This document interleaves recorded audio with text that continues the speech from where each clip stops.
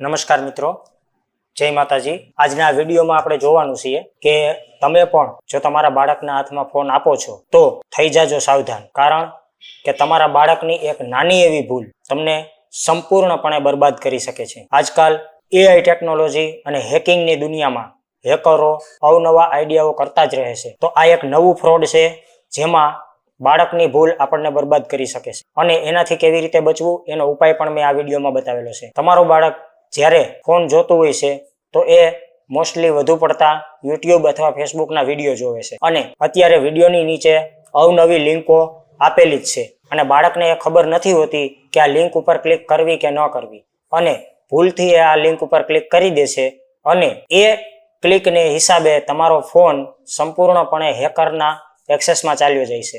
તો બાળકને ફોન આપતા પહેલા તમારે તમારા મોબાઈલમાં મહત્વના સેટિંગ કરી લેવા, જેથી કરીને બાળક કોઈ પણ લિંક ઉપર ક્લિક કરે તો પણ એ લિંક ઓપન થાય નહીં। અને એના માટે એક તો તમારા મોબાઈલની અંદર જેટલા પણ બ્રાઉઝર છે એ બધા જ બ્રાઉઝરોની અંદર તમારે પાસવર્ડ મારી દેવાના છે અને એ પાસવર્ડ તમારા બાળકને ખબર ન હોવો જોઈએ।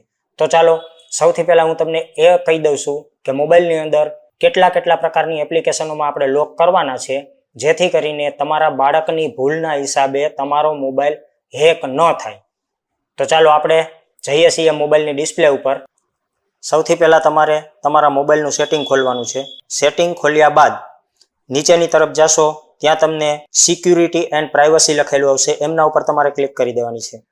ત્યાર પછી ફરીથી નીચેની તરફ જશો એટલે ત્યાં નીચે એપ લોક લખેલું છે, એમના ઉપર તમારે ક્લિક કરવાની છે। જો મારે એપ લોકમાં પાસવર્ડ મારેલો છે એટલા માટે અહીંયા પાસવર્ડ માંગે છે। પાસવર્ડ એન્ટર કરવાથી એપ લોક ખુલી જાય છે। હવે આની અંદર જેટલી એપ્લિકેશનો તમને ઇન્ટરનેટની વેબસાઇટ ઉપર લઈ જાય છે, કોઈ પણ પ્રકારની વેબસાઇટ ઉપર લઈ જાય છે, એ બધી જ એપ્લિકેશનોને તમારે લોક કરી દેવાની છે।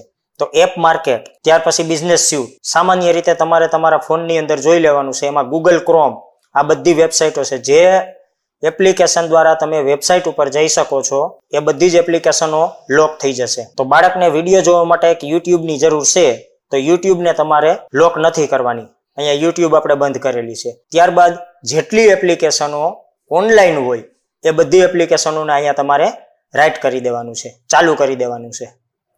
આ ચાલુ કરી દીધા પછી હવે આપણે બહાર નીકળી જઈએ એક વખત। હવે માની લો કે કોઈ યુટ્યુબની અંદર નીચે લિંક આવે છે અને એ લિંકને ખોલશે એટલે પ્રોપરલી રીતે એ લિંક કાં તો તમારા ગૂગલ ક્રોમમાં ખુલશે, કાં તમારા વેબ બ્રાઉઝરમાં ખુલશે, કાં ઇન્ટરનેટ બ્રાઉઝરમાં ખુલશે। તો જ્યારે તમે ગૂગલ ક્રોમ ખોલશો તો પણ પાસવર્ડ માંગે છે, તમારું વેબ બ્રાઉઝર ખોલશો તોય પાસવર્ડ માંગે છે।